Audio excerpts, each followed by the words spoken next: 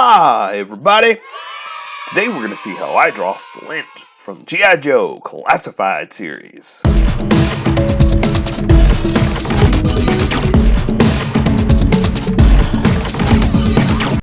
Just so you know, there's a coloring book that you can get through Amazon. Just follow the link in my description and you can get a coloring book to show me how you color to how I draw.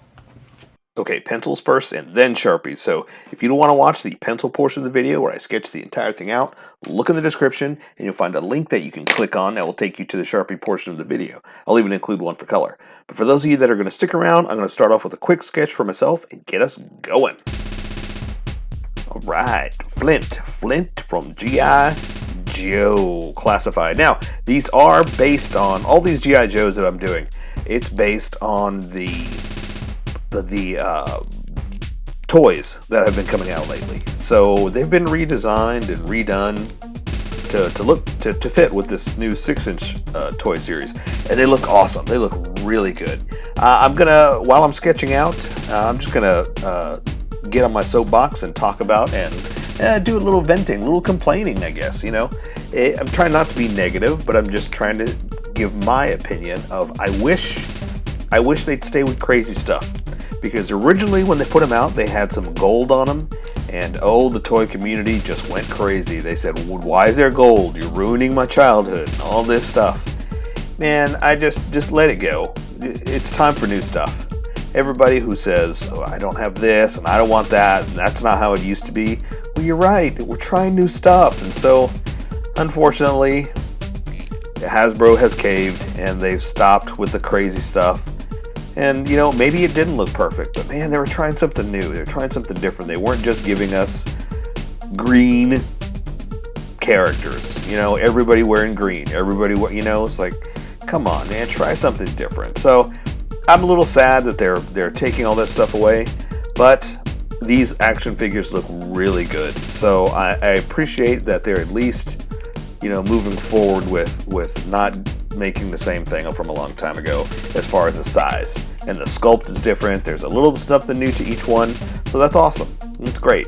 I just wish they'd try something different, you know? It's time for new stuff. It's 2020, about to be 2021. Maybe you're watching this in 2022 or 2023, but man, it's time for new stuff. That was the old days. These are the new. Let's get going. So, that being said, hey, let's draw Flint. And so I'm playing around with, you know, getting the placement right. And it looks like I got the pose right. So now I'm going to play around with the details. And so mainly what I usually try to do, and all this is for me. All these sketches are just so I know where I'm going to put my Sharpie, and then you can join in later.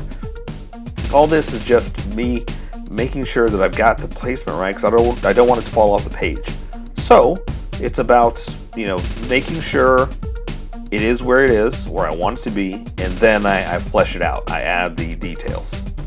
Once I know I've got a pretty good position, I start to add the detail of what I want to do. The tricky part is I don't have any of these. Going back to the whole action figure thing, I don't have any of these to really use as reference, because right now they're all, and I talk about this in every single one, so hopefully I'm not boring everybody, but I don't think anybody watches this. So, besides my daughter, nobody watches this to pay attention to it, so I'm just going to keep talking about it anyway. These figures you cannot get. You can't get any of them. Oh, okay, I take it back. You can get some, but a lot of them are unavailable right now. They do pre-orders that are sold out in minutes because bots buy them, and you just have to wait till they actually come out, and they're not going to come out till next year. So, we're getting pictures and things like that, but because of the pandemic, hey, I'm just happy I'm alive. You know, I'm happy that you're alive watching this. That's fantastic, because it's a scary world out there, and because of us having to stay inside, a lot of people have been buying online rather than trying to purchase in stores. So things changed. Things are a lot different now. So, you know, I really appreciate that I can complain about toy purchases, not that a family member of mine is dying from COVID. You know what I mean? So I appreciate that this is my biggest complaint. So I'm not really so much complaining as much as I am explaining. Complaining versus explaining. That's going to be this segment. Welcome to the new segment of the drawing show, complaining versus explaining. So yeah, so basically, long story short, too late. I'm basically just saying that I've only got a few pictures to go by because I don't have the actual figures. I would love to own the figures, but they're not going to be available yet, or they are pre-sold out, or they're just still being manufactured. And so I have to go by just what's online and guess at basically what the pictures might look like. So I'm kind of roughing it, kind of playing around with it. It might be perfect, it might be off, but that's the fun part. That's what we get to do and draw and create and make it our own. I mean, this is how I draw. So you add what you want and you draw how you draw. We'll meet somewhere in between. So yeah, my point is it's rough to guess, but it's also fun. It's freedom too. It's not just it's not a complaint. This is I'm happy that it's a freedom to do what I want. So I don't like this head, and that's the freedom of I'm gonna make it look how I want, make it look a little bit better, because it's taking what exists and I'm making it my own.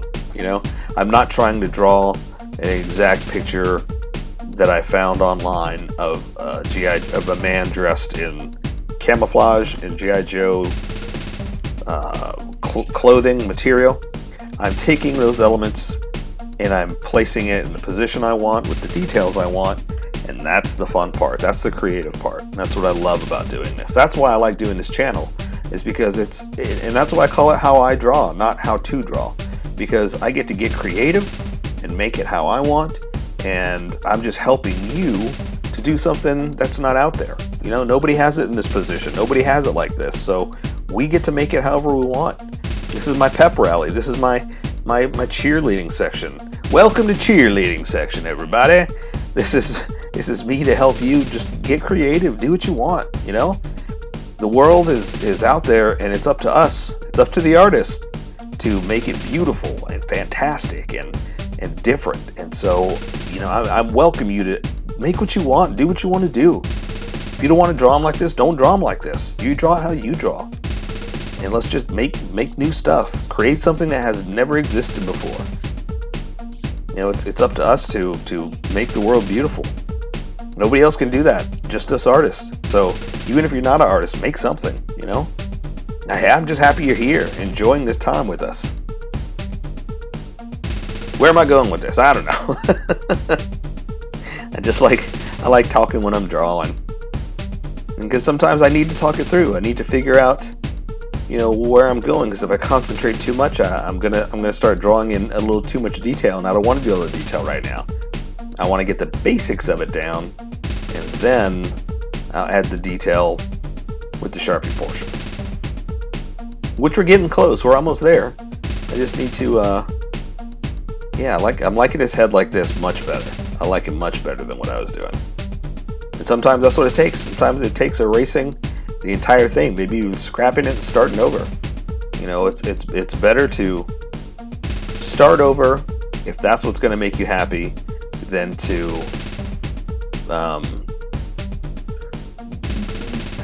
beat yourself up for not being happy with what you're doing.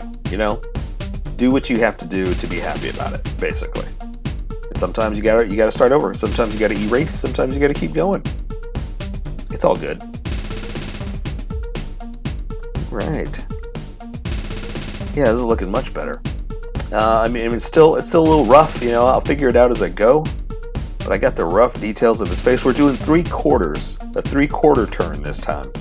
So when it's straight at you, that's straight on. Profile is the side view. If you're looking at it from the side, and then in between those two, like if you're turning from front to profile, front to side, in between those two is called 3/4. It's a 3/4 view, and that's what we're doing this time. We're doing a 3/4 head turn. So it's a little bit different proportions, but it's going to be a dynamic drawing. It's going to be awesome. All right, so I think I'm good. I'm going to erase some of these sketch lines because I want my confidence lines to stand out, not my sketch lines. And what I mean by that is the first few lines I put down, those are my sketch lines. Those are the ones I was just trying to get the placement, make sure I have it in a nice proportion. Just get that down first, and then as I got more confident, I pressed harder. And as I erase, the sketch lines disappear much faster than the confidence lines. And that's what I'm going to use to guide me. And that's what I want you to guide yourself with in life. Follow your confidence, not your sketchiness. And plus, I want my Sharpie to stand out. That's what I do. So let's welcome everybody that skipped and get going. Welcome, skippers. Welcome to the Sharpie portion of the video.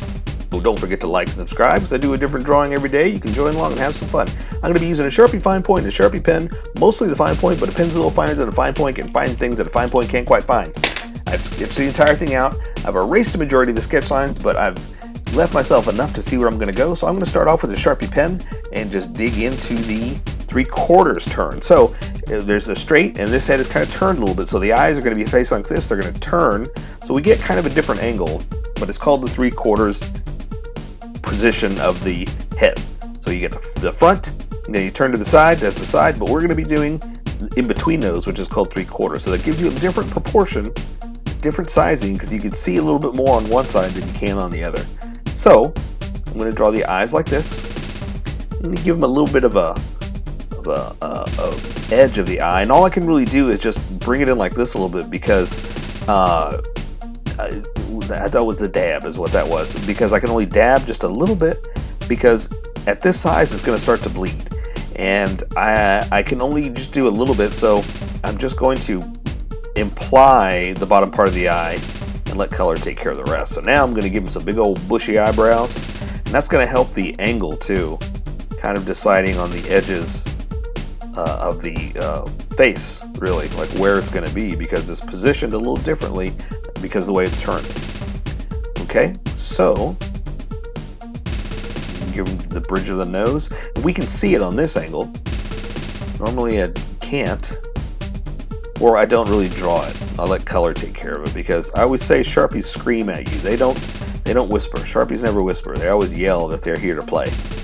So you got to be subtle with the lines that you actually want to draw with the Sharpie, because they stand out. So I can draw a little bit of the nose here. And I want to do more, but I think I should let color take care of it. So I'm just going to draw that part of the mouth. I'm sorry, that part of the nose, and leave the part, the bulb and all that stuff for color. That way it doesn't stand out too much. So I'm going to give him a little bit of a mouth like this. And I want to draw the divot under his nose, but again, I think I should do that with color, because it's going to be, again, too loud if I do it with the Sharpie. So I'm just going to draw the bottom of his lip, bring it in, and then that's all I want to do for the mouth. So now I'm going to start on the side of the face, just to start with those edges of the profile, just to start defining his face, like his head, basically.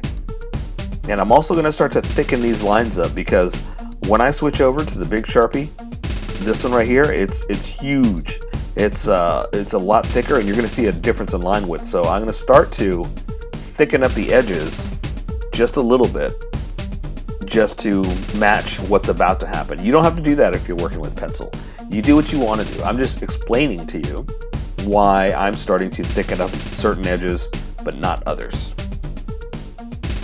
Okay, and also it helps me to hide a few things too, like if you know, I want to fix a line over here or something that's a little too thick or a little too thin, I can work on other edges and try to make it fit a little bit better. So yeah, I just want to draw a little bit of an ear, just a little bit of the inside, just tiny. It's not really that big of a detail, so that's why I just kind of play around just a couple little lines. So he's going to be wearing his beret.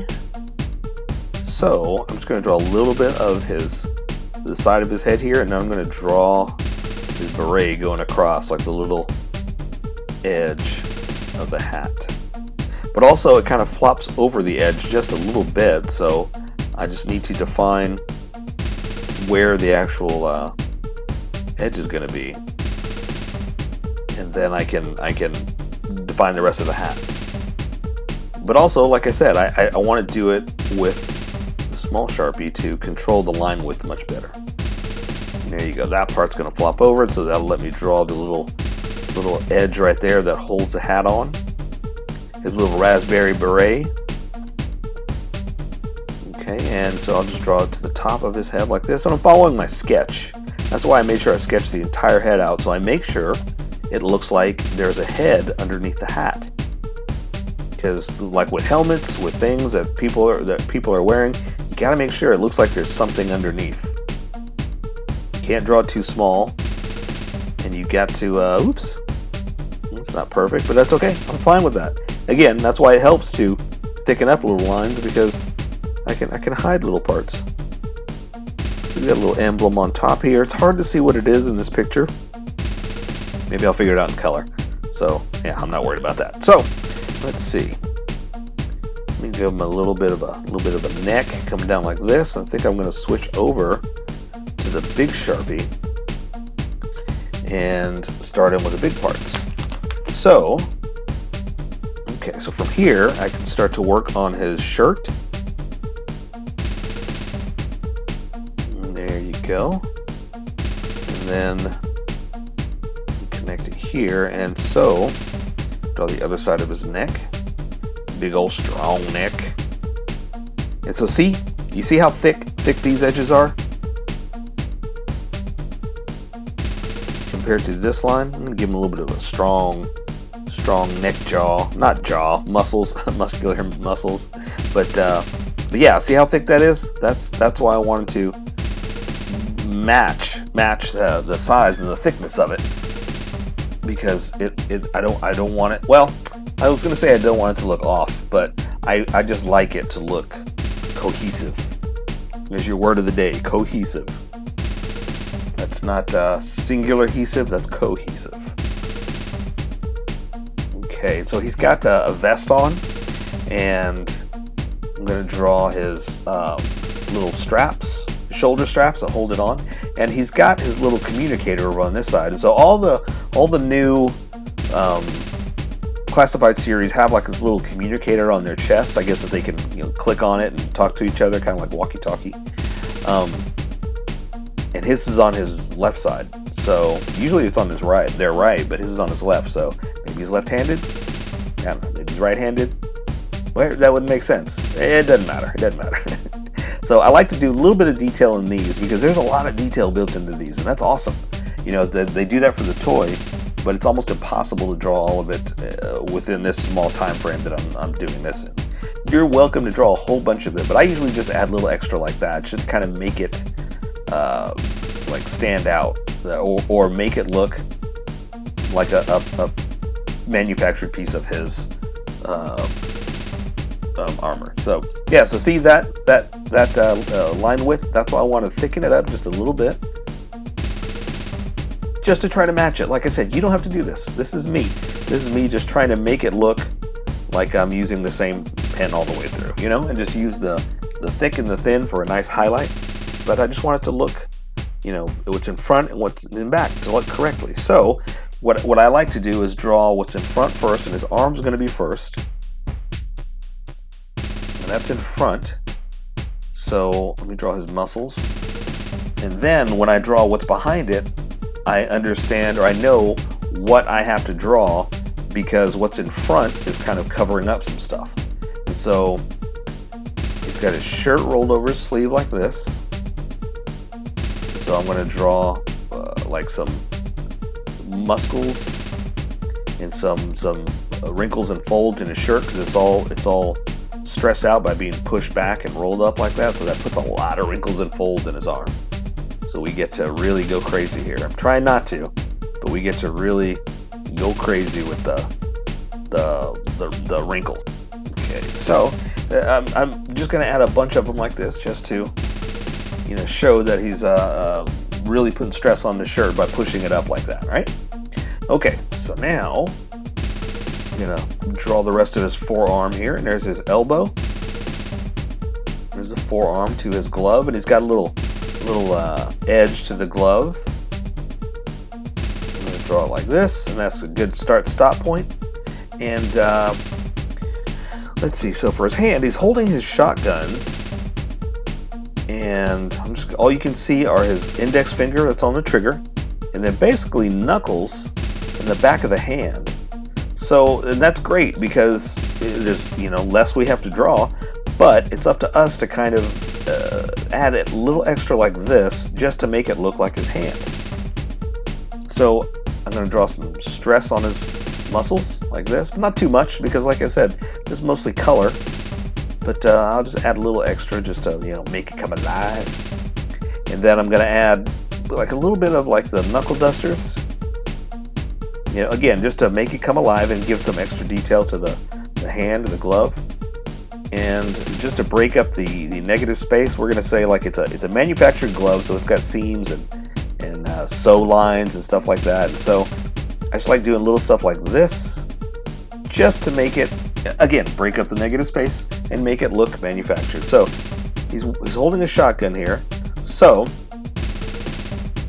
I'm making this up versus I have a real one. You know what I mean? It's like I'm looking at pictures of the toy shotgun he's got, and a lot of times I just take the details and kind of play with them. And I'm not going to use a straight edge here. You can if you want to. If you want to get a ruler and make these edges straight, go for it. But because I'm not selling this, I'm not trying to get someone to build something off these designs. I'm not worried about whether it's perfectly straight. I just like drawing. So as long as I get it close enough, that's good for me.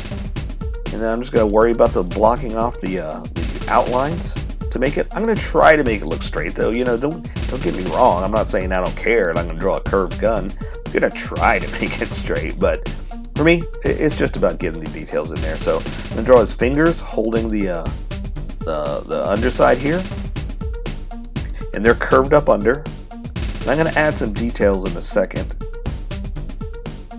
So basically, I'm just drawing the shape of the hand right here coming in from under the gun like this. And then you can see the other finger wrapped around a little differently like that, just because of the angle that he's holding his gun.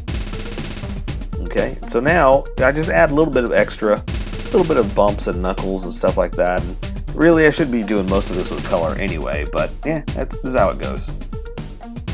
Just to add a little extra, you know?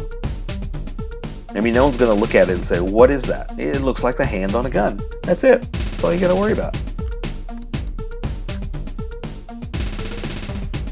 But me, I like to add little stuff like this, again, just to break up the negative space and help make it look like I want it to look. That's basically it. Okay?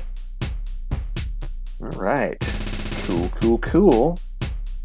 All right, so let's work on this gun some more. So again, I'm just going to add extra parts, and I'm looking at a picture of his little toy gun that he's got, or the gun that the toy is holding.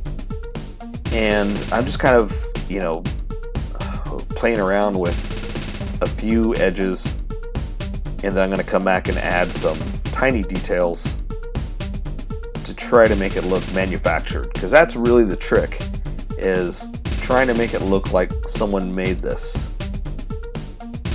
Because, you know, in G.I. Joe world, someone got the contract to make these guns. So I want to make it look like there's parts being put together to design this, you know, like a real gun. So I like to come back and I just add little stuff like this, little squares and compartments and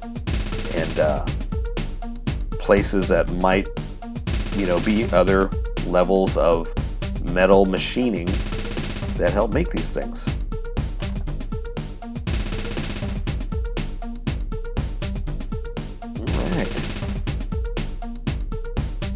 And so yeah, just little stuff like this, just a few lines, little extra lines.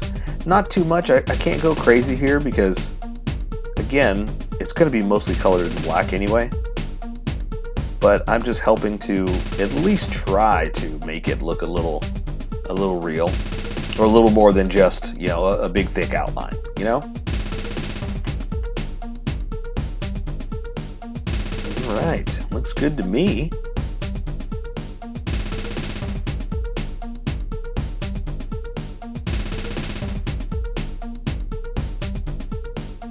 Okay, awesome. And sometimes too, that Sharpie, it doesn't quite get the hard edge I want it to get. So sometimes I come back in and just add a little bit of a point on the corners right here, just again to try to make it a little more than just a big fat Sharpie drawing a tiny little toy, you know? It helps, it helps. All right, okay, so let's continue with, let's see, so let's draw, I gotta draw his chest, or his shotgun shell holster all the way down. And so basically I'm just gonna draw like this, little cylinders. And these are actually his shotgun shells all attached to his vest. And they're going all the way down. So I'm just going to add a little bit of the lines. And it's really, color is going to help define more of it, but I'm going to do it on both sides. But that's really about it. We're just drawing, you know, where his shotgun shells would be on his vest.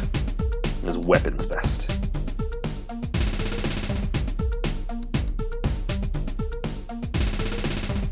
And also it's going to help us define the edge of his vest. Cool, that looks good. I like it, I like it. So, and it's extended down a little bit. Draw some of these edges. And there is, you know, so it goes all the way down, and we'll continue that in a second. But see, now we know what we can see. There's only so much of the arm that's going back behind it like this, that's covered up by the rest. So all we can really see is this elbow coming to the forearm, and that's it. So there, you see, you draw what's in front first, that way you know what's left to draw what's behind. And there's only so much we can draw this time because of what's in front of it. Okay, so I'm going to again draw a little stress on the muscles. This, and that's really all I can do, but that's good. See, it looks cohesive. It looks like it's a good piece of arms behind something else. All right, so we're gonna draw his little belt, and he's got his little packs, his little cartridge packs, ammunition packs on his belt here. It's going across, and he's got two. So I'm just gonna do like a little, like little belt piece here, and then the extra edges over here, and then the other one is kind of underneath it, almost kind of like in Fortnite how they have two, like almost like a pants belt and then a bullet belt. Okay, and so he also has the belt, shotgun shell belt attached to one of those belts. So we're going to continue it down. It's going down both sides, and again adding the edges just to continue it. And again, see, we had to draw his arm first so we know how much is left to draw of the rest of it. So pretty cool. I like it. I like it. Okay, so he does have like a pouch right here, but again, I can't see that much. So I'm just going to add just a little bit of extra detail just to make it come alive. Like all this, I should do it in color, but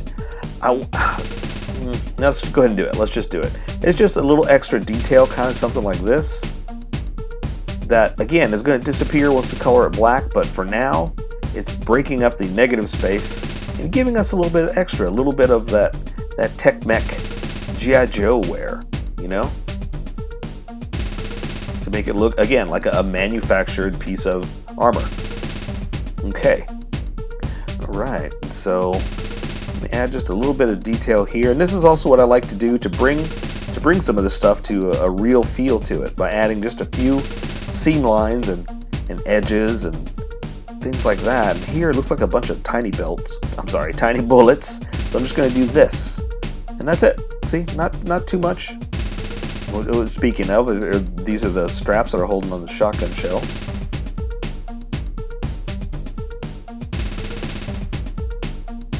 And I can live with that. Looking good, looking good. Okay, so let's see.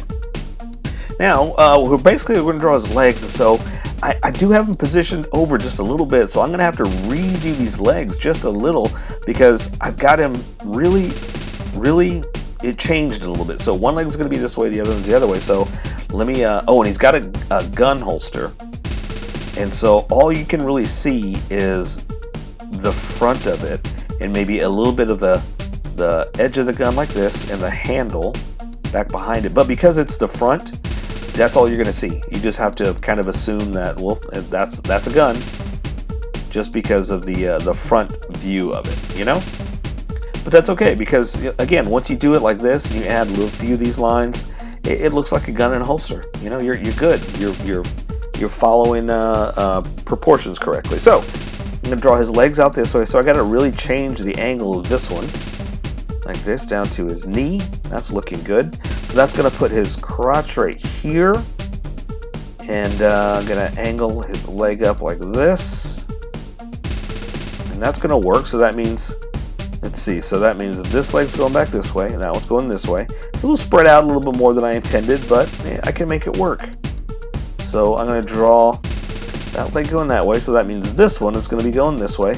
And again, see, it's a very, very spread eagle little pose, but we're going to make it a very dynamic, charging into action kind of pose. So this one's out and this one's bent, so he's really getting ready for action. All right, so here's his little Mech Tech knee pad. Go back this way a little bit. Well, you know, that's the strap that holds it. And so I'm just going to draw some pants to boots, and he's got like this little shin protector thing that's a little bit in front of the boot, like this. So I got to draw it first. Like I said, always draw what's in front first, then you can draw what's behind. So the boot's behind it, and I'm just going to go ahead and close it off here. And here's his ankle coming down to the front of the boot, like this. There's his heel to the front of the shoe, and we're going to give him a little bit of a tread. And I'll add some detail just to, you know, make it come alive. But when you're I kind of want to just, oh yeah, let me do this strap real fast.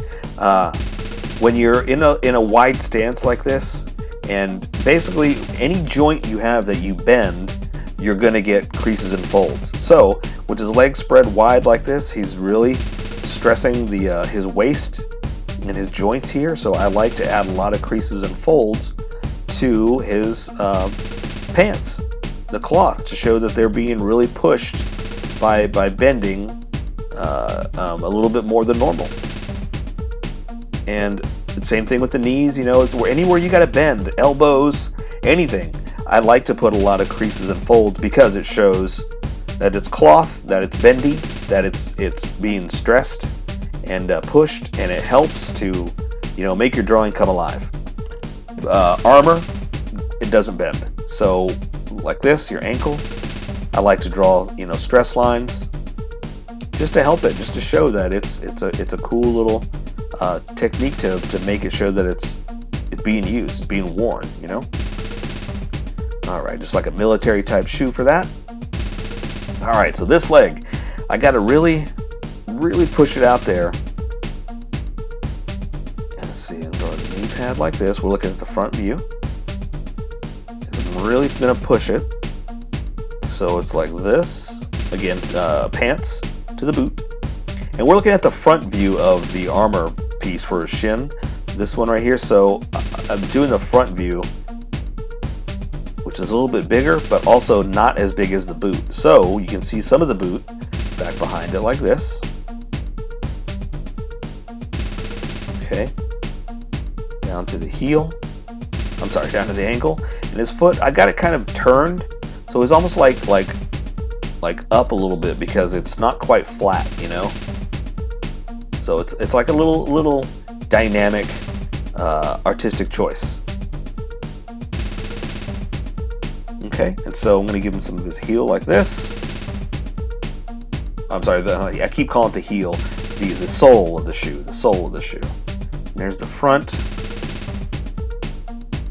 All right, looking good. And we're going to add just a little bit of the tech mech for his armor there. It's going to be done with color, so I'm not too worried about it. So just a little bit more of creases and folds for cloth, like I was talking about. Okay. All right.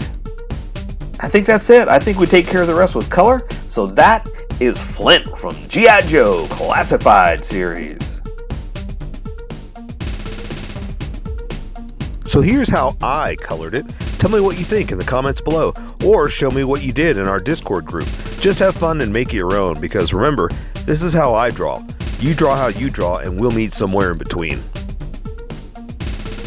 Don't forget to like this video and subscribe for more adventures with How I Draw.